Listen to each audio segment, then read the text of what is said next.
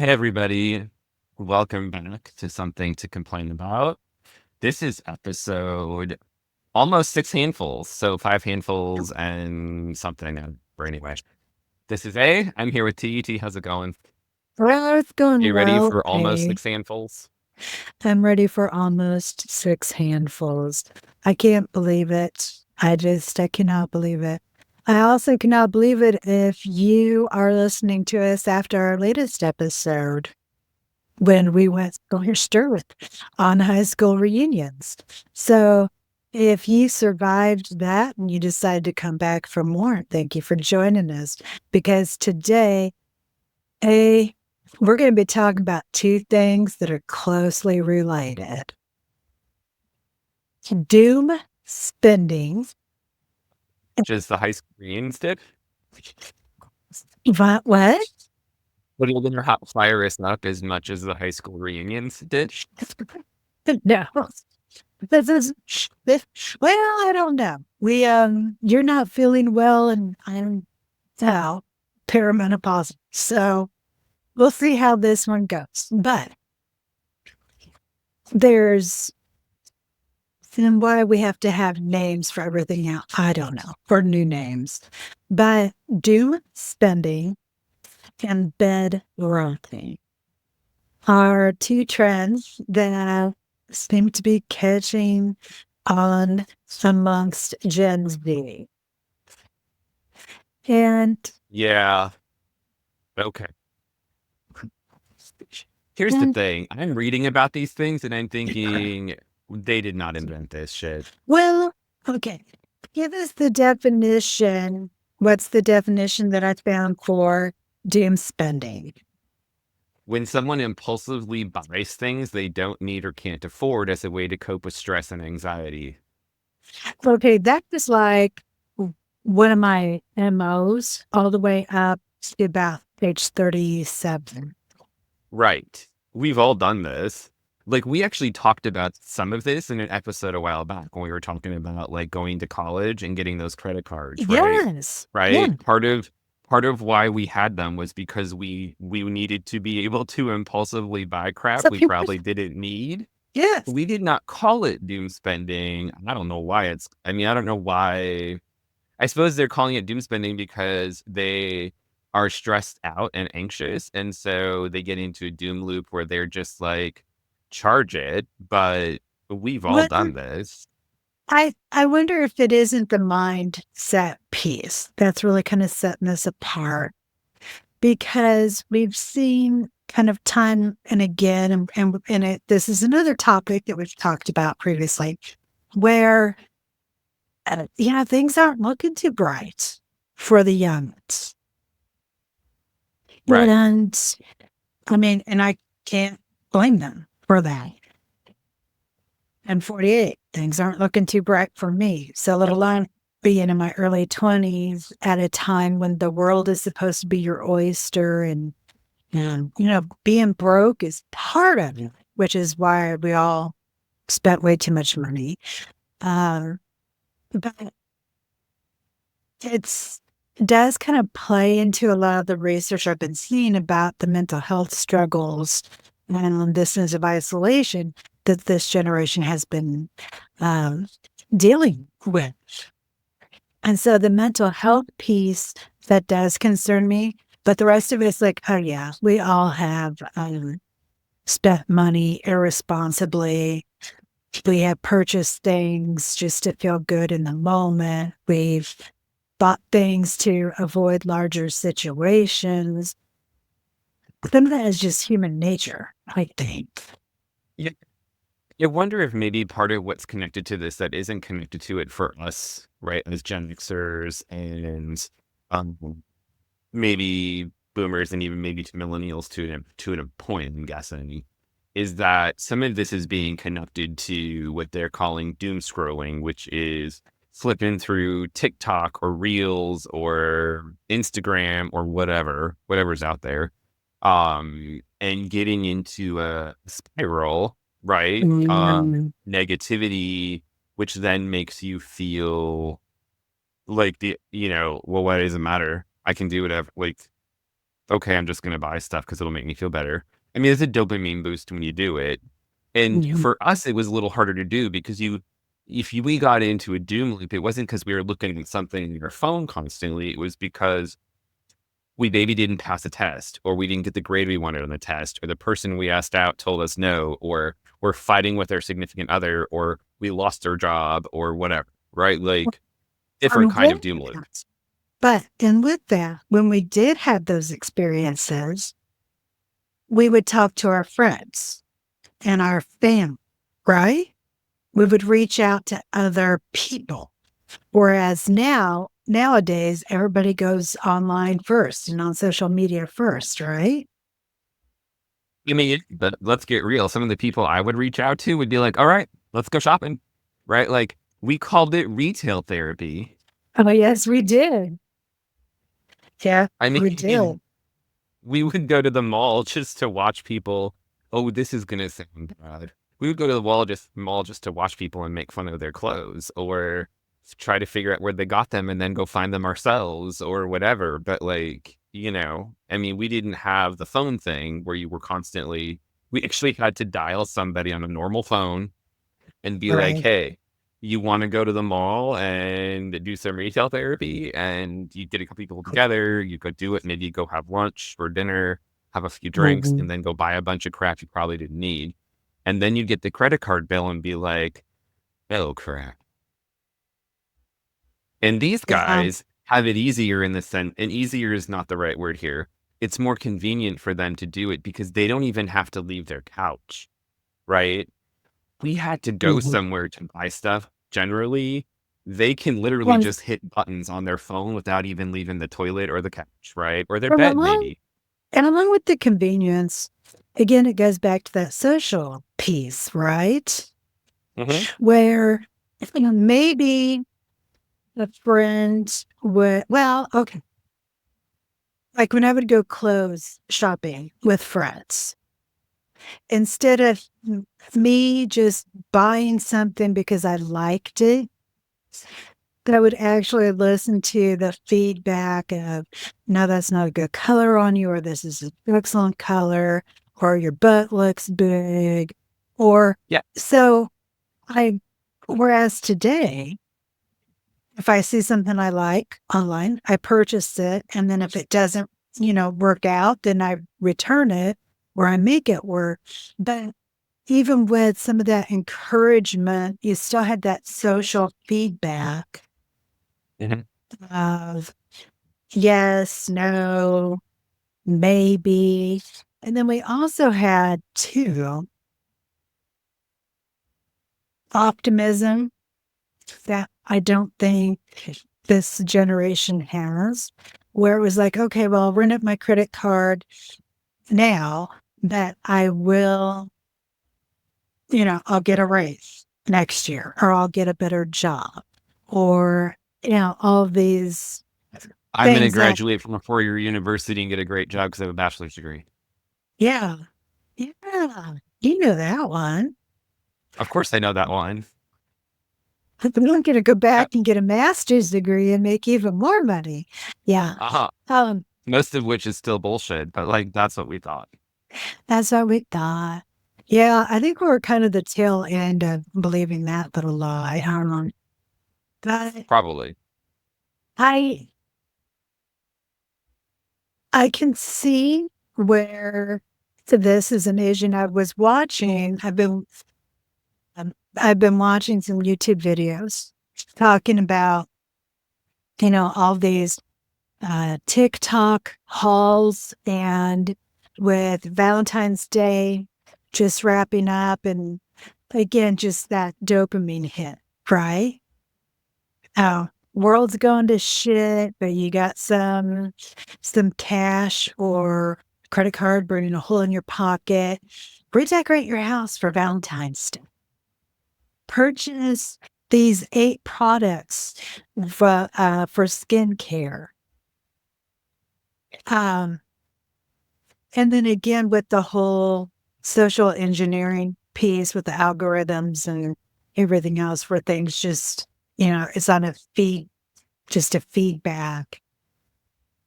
I feel bad. for them.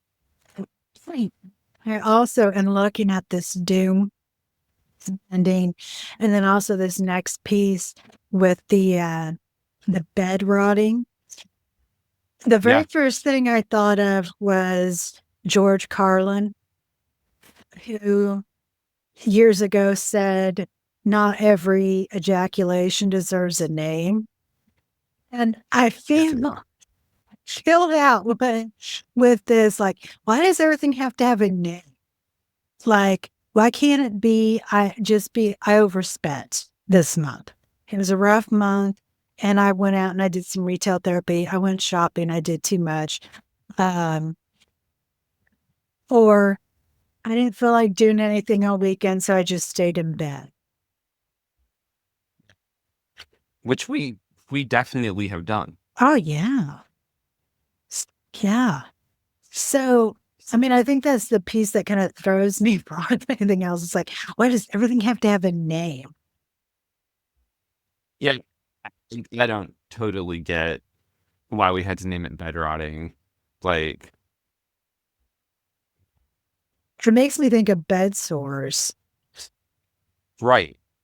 It sounds like a medical condition in some form, but I mean, there's one of those notes that we have here is about if it lasts for more than a day or two, it can become concerning. But like some of us, when we were in undergrad, probably spent like you get to the point where you had break, right? You'd have a holiday break or a fall Mhm. break or spring break or something. And initially, when you actually had energy, you'd go somewhere with friends for spring break if you could, or whatever. Or maybe you would just take 2 or 3 days and you'd watch a bunch of movies. Because let's be real, back then we didn't have Netflix. We couldn't Netflix and Right. chill. We had to Blockbuster and whatever. I don't know what the best way to say that is. Right. We couldn't just stream. We actually had to go get movies or we had to just watch regular whatever was on cable, right? So, but like it's not like we all didn't do that. Sure.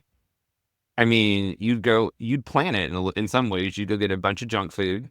You'd hit the convenience Okay. store, the grocery store, But and be but ready to roll.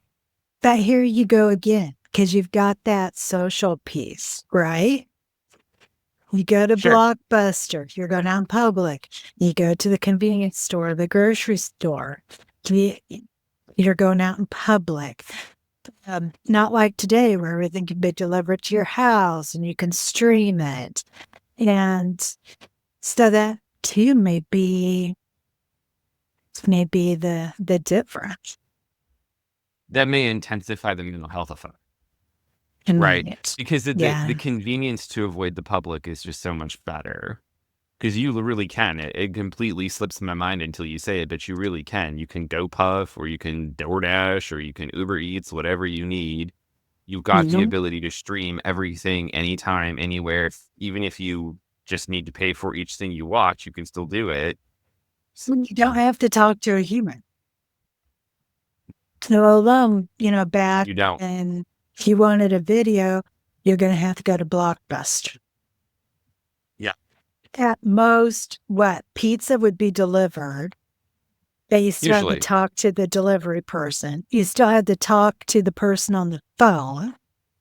Yes, because you had to call them to order Yeah. your pizza. You had to call them. You still had to answer the door to get your pizza. Um, yeah. So I wonder I mean, and if, now they just put it in front of your door and send you a picture of it, and yeah, you grab it as soon as they leave, so you don't have to talk to anybody.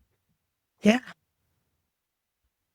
So I wonder if we aren't looking at, yeah, again, multiple aspects here. We're removing a lot of that social piece where um, you have to be social. And here's another thing, too. If we know we're going out in public, we usually will make sure that, like, we're freshly bathed, we have something clean on, maybe we brushed our teeth, some of that Have you basic have you been hygiene. to a bar? Yes. Okay. I mean, there's still Weight loss. the pictures of people from Walmart that always crack me up. But yes, The people of Walmart. yeah, Then again, there's a reason why they're on the website and on the social media. There is again this piece where you mentally prepare, and you have to be functioning at a certain level to be able to go out and do those tasks. And it also makes me wonder that now that so many of us, we don't have to have any kind of social interaction, it's hard to tell if somebody really is suffering a mental health crisis or a mental health issue versus somebody just online in bed all weekend. Because it used to be like she was like a second mother to me, had mental health issues. And we knew that if she spent more than 2 days in bed, there was something going on and that she needed help.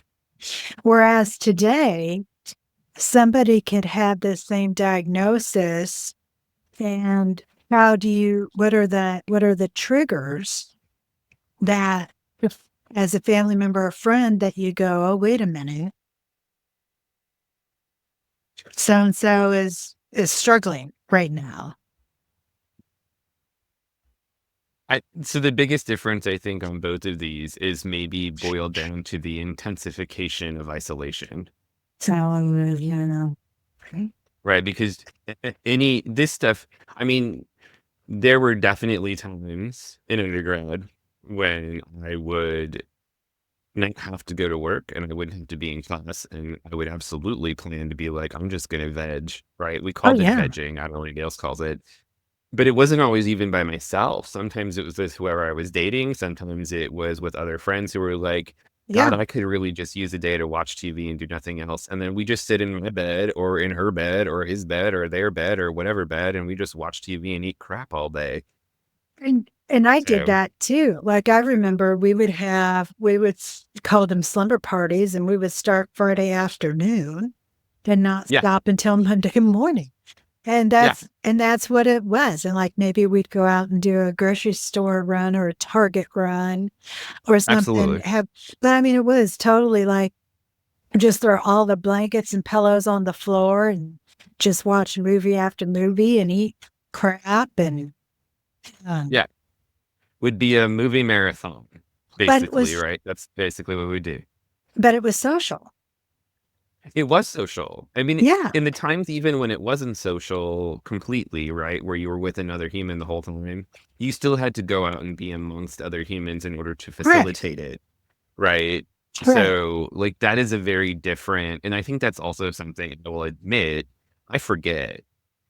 I completely forget when we start talking about stuff like this that there really is a very different, I don't know if I want to call it a user experience, but that seems to be kind of what it is, right? Like they are, they've grown up with these phones, So, right? Where we still think about the times when we had to call for our pizza, or we called for our Chinese food, or we had to go to Blockbuster and pick out the stuff. yeah. And for them, it's just like, no, I just streamed it, or I ordered my GoPuff. I ordered my food from whichever restaurant I wanted, had it delivered. Like, I don't talk to anybody. Yeah, because even with the delivery piece, there was still, the actual phone call and the Yep. actual delivery. And you usually had to pay the person. There's a long period of time there where you paid the person who brought you your food, Yeah, yeah, right? You could write a check back then. You could give them cash. There was a point where they would take a credit card.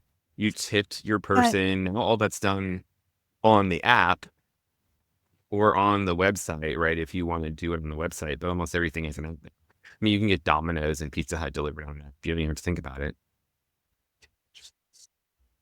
one thing that I found that was interesting, and I don't know why, because I found it to be true, that short-term spurts of bed rotting can actually be like a form of self-care and nurturing, Yeah, which for sure.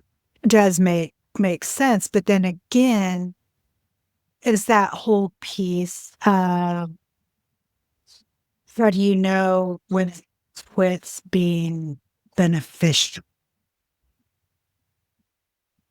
Well, for our generation, I think in most cases, at least in my experience, most of the times that we did it, it was self-care.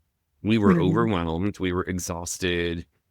We probably also had limited resources, right? Like we couldn't be like, "Oh, I'm hopping on a plane and going to, Cancun for the weekend."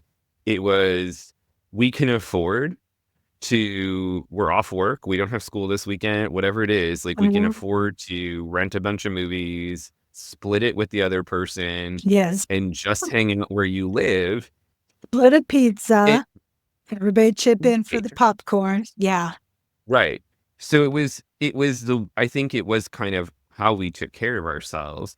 I think what we're talking about here probably is the crossing that line, right? Because we're not actually talking about self-care when we're talking about somebody who is We're isolating to avoid social interaction because they're anxious about it or because they're, depressed or whatever it might be. So I think that's where we get into we've got a different paradigm here that we're actually talking about. and I think that's where you start seeing like the snowball effect because if you have someone who's self-isolating and purposely avoiding the stressors and the things that are overwhelming them, then there is no one who is checking up with them or checking on them to really kind of monitor. Because, I mean, think about how many times, just even in your day to day interactions, and sometimes for big things where a friend or a family member will sit down with you and be like, hey, you know what? I think something's going on because this is what I'm seeing. Or even just the small interactions of, um, like, you're not, you don't seem to be yourself today. Is there something going on? Is there something I can help with? These individuals are losing a lot of that. And Yeah. even to the extent that no one's getting close enough to even know what the baseline is to make a decision on, this is typical behavior for this person. And I think people are a little more reluctant to kind of check in with each other now. Could be. Like, well, I mean, how many messages do you hear about like, be sure to check in on, um, your friends and others and that? Like, I don't remember ever being told that when we were younger. So I don't know if we were practicing it and nobody needed to be told, or if we weren't practicing it and nobody gave a shit, or somewhere in between. Oh, Distinctly somewhere in between. But also, like, you had to it was much more intentional too, right? you're Like, right, right.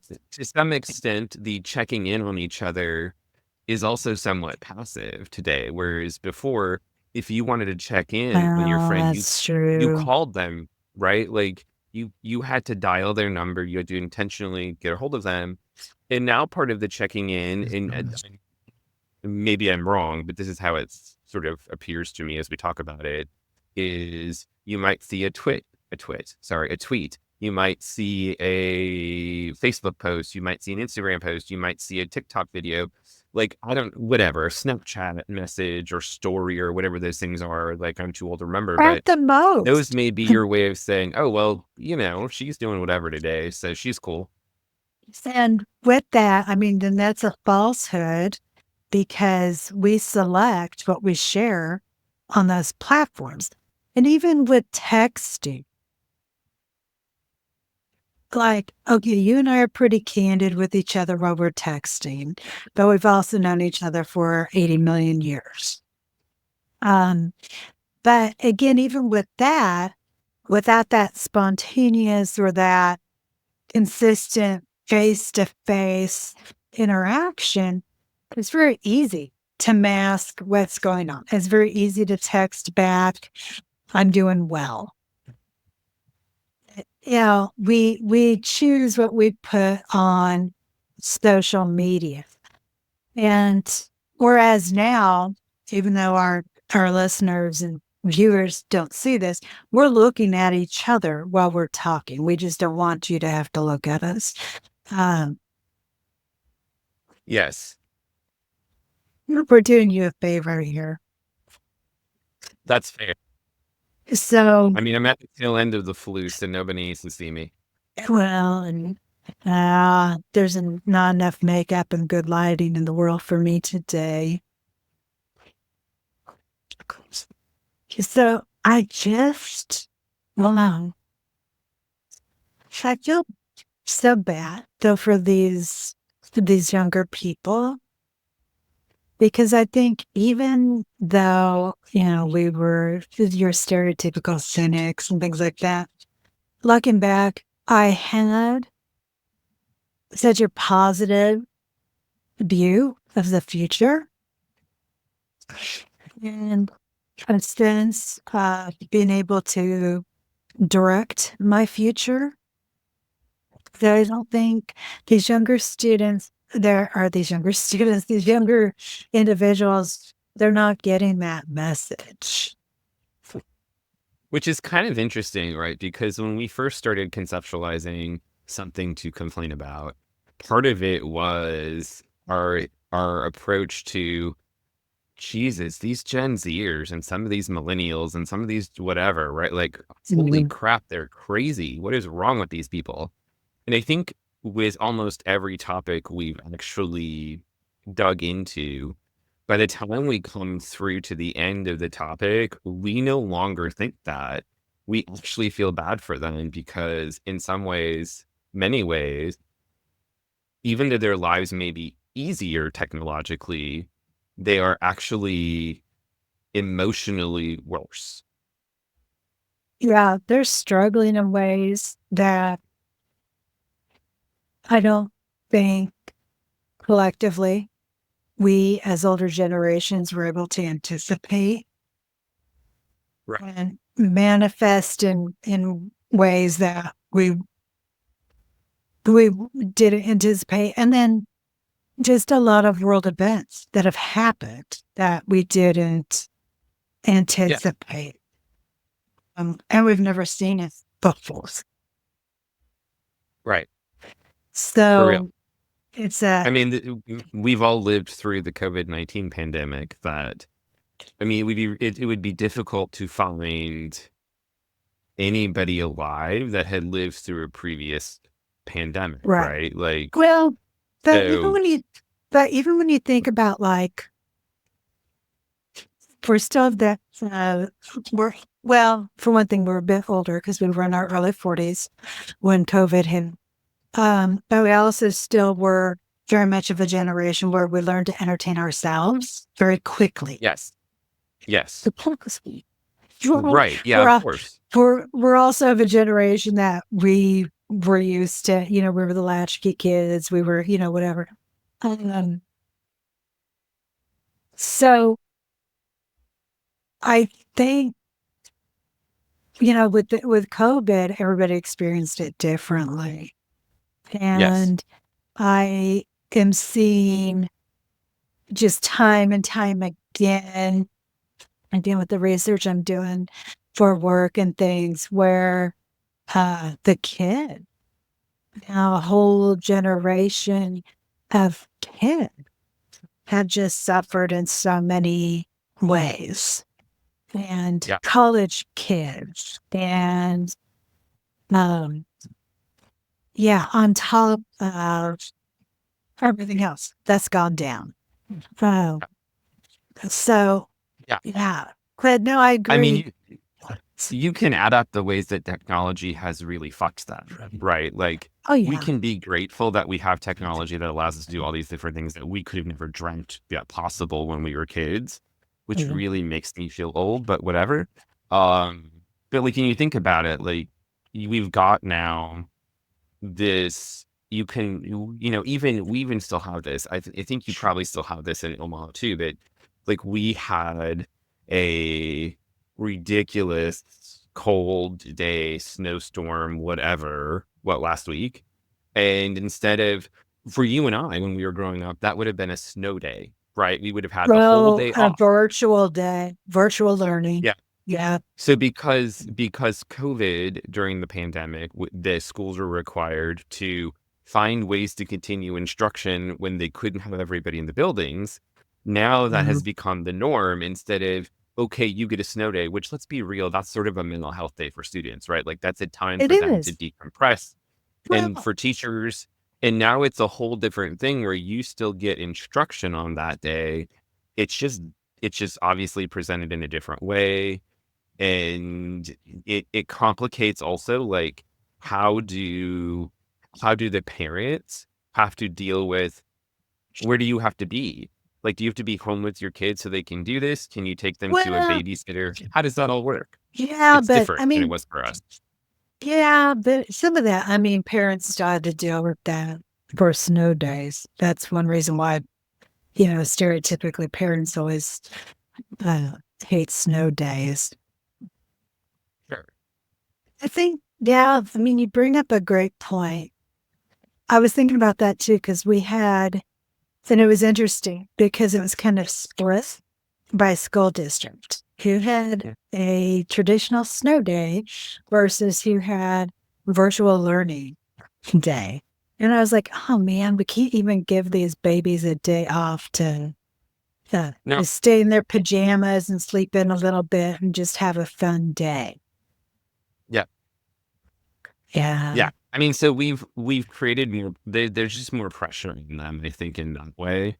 So the technology has evolved in a way that allows that to continue, instead of, those are your, for lack of a better word, those should be their bed rotting days, right? Like those should be the days where they get to chill and watch cartoons like we did, go outside and throw the snowballs, whatever it Right. is.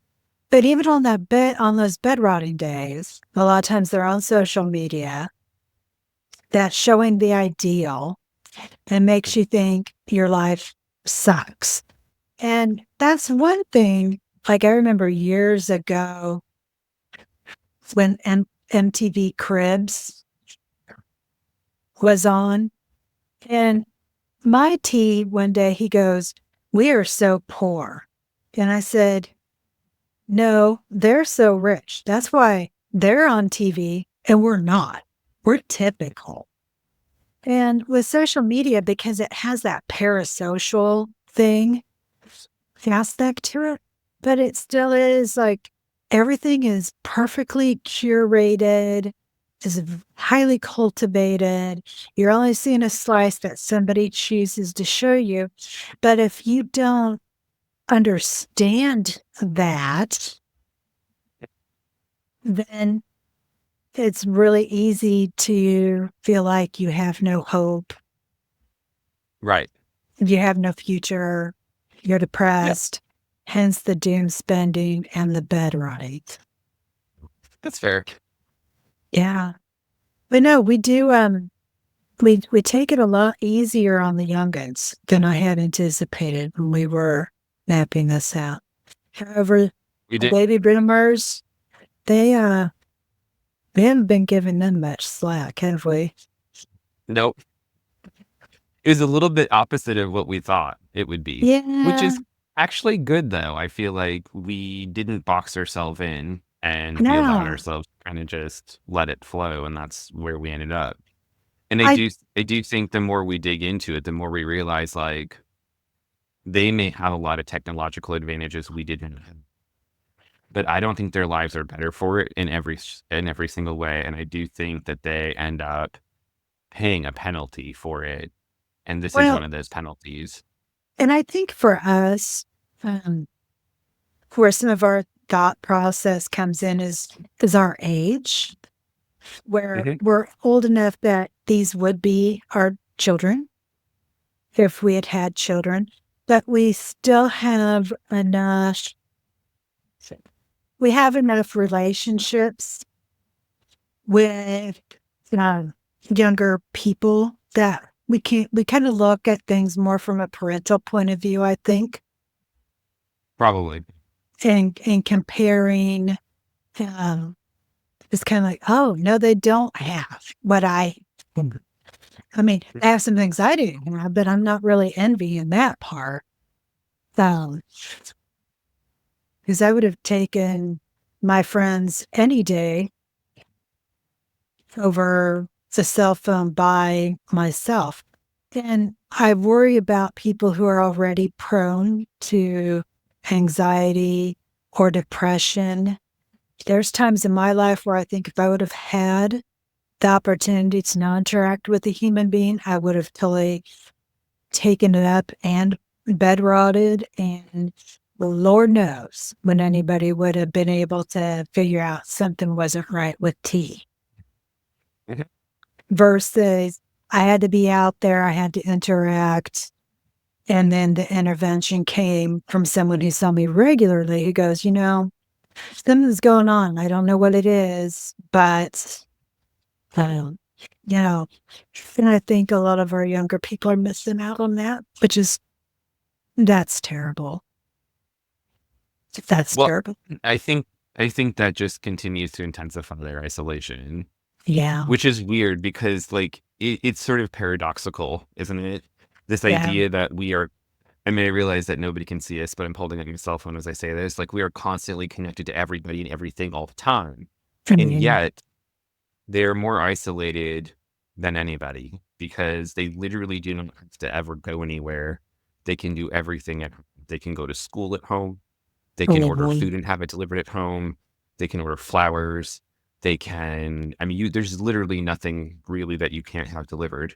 And you have to, like, if you really intentionally want to avoid people You because you can. are prone to anxiety, depression, whatever, um, you know, like, and we do know from some of the research we've seen since COVID that a lot of people developed some general anxiety just related to the fact that they didn't know if they were safe going outside or safe Mhm. going to the mall or to the store. Like it created anxiety in an awful lot of people. So now you've Mhm. got this sort of perfect storm of emotional challenges when it comes Mhm. to how you connect to other people. And you've got this technological advancement, for lack of a better word, that allows you to completely avoid other people.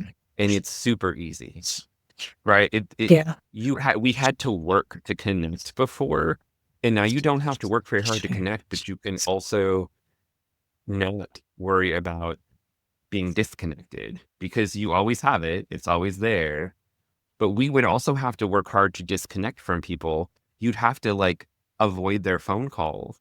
You'd have to refuse to call them. And then somebody would come knock on your door and be like, what's wrong with you? Right? Like, this is a different deal. People don't do that. Mhm. Mhm. Yeah. So these poor little doom spenders And bed and bad rotters. routers. Yeah. I have a good answer for it. Other than what you said before, when you mentioned the sort of public service announcements that we've seen for a while about make sure you check on your friend, I think that's probably the best advice if we can give advice. Um, right. If Um, be in tune to the people you're talking to, because you can kind of even tell if you've known somebody for a while if their text messages are not typical, right? Like mhm. maybe the way they're phrasing stuff is a little bit different.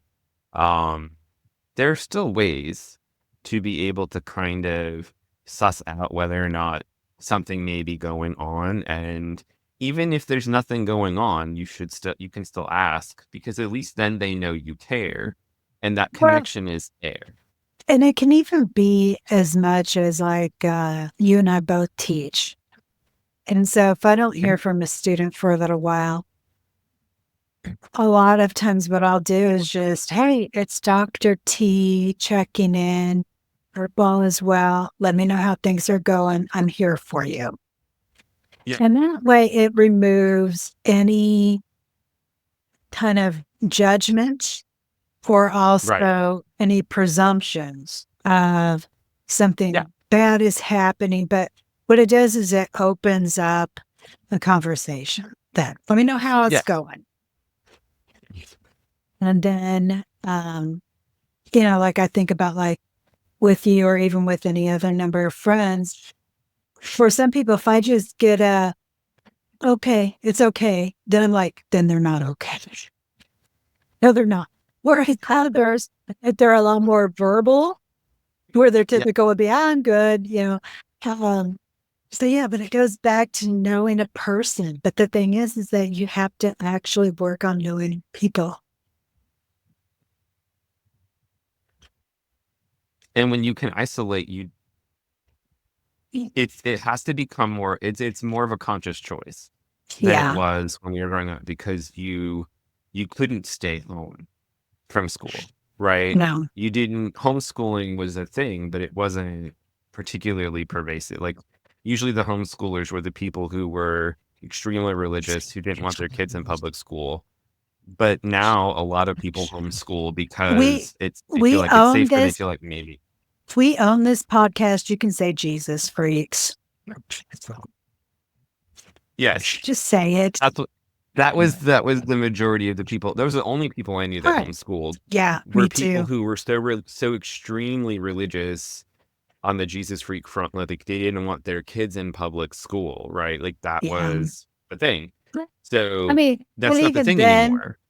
but even then, I mean, and this is a completely different topic, but that was intentional isolation. I It don't know was. how much of what we see now is intentional rather than it's just the status quo.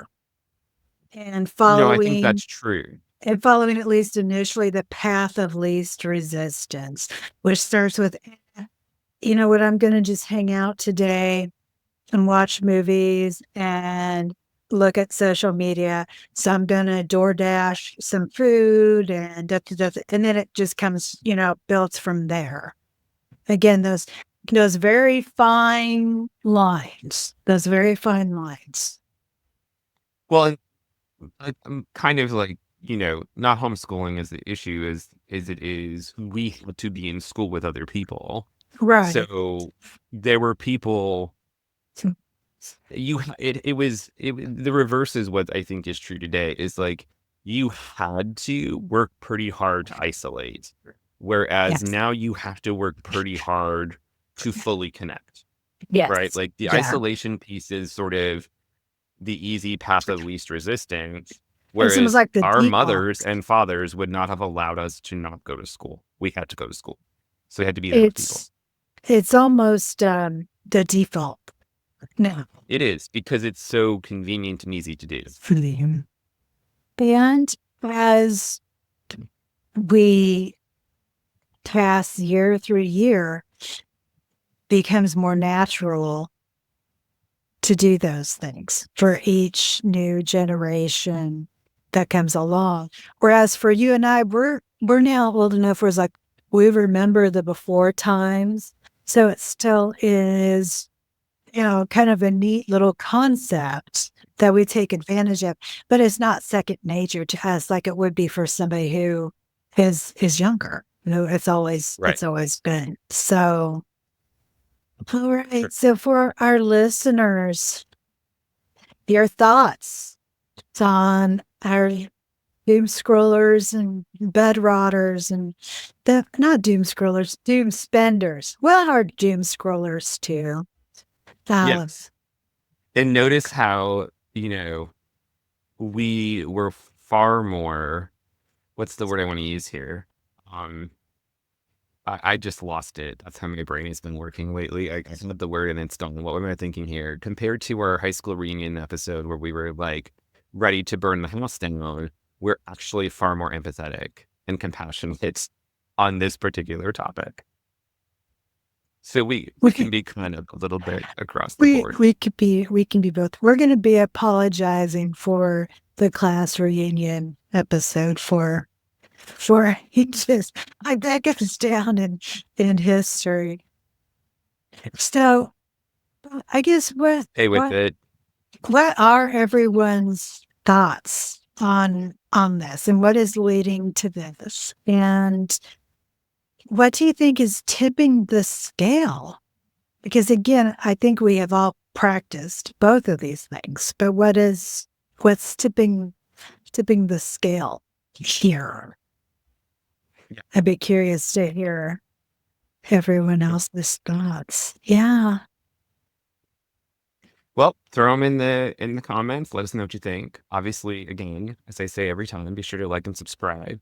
Share with your friends. Get them to share with their friends and their friends and their friends, and get them all to like and subscribe. That's fun for all of us, and it's free, as we have pointed out before. Yes. Um, and of course, as always, check back next week for something more to complain about. Next week will be episode 6 handfuls. We are pretty excited about that. So, We are very T, anything excited else? about that. I just want to do a little PSA saying check in on the youngets because the kids aren't all right. And it's quite frankly not their fault. No.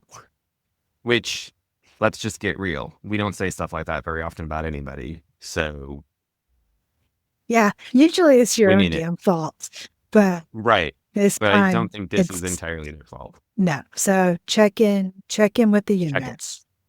For sure. All right. Until next time, we'll see you all later. Be good, Be good. everybody.